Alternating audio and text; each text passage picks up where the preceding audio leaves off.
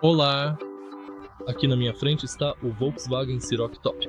Neste vídeo, vou mostrar como ajustar o banco. Para começar, vamos dar uma olhada no lado esquerdo do banco. Bem aqui temos esta alavanca. Se você empurrar,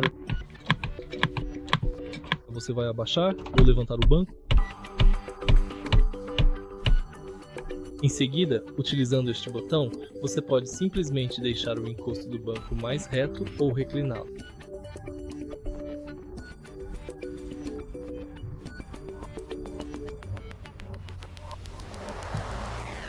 E a última coisa é a alavanca embaixo do banco, com a qual podemos mudar a distância em relação ao volante.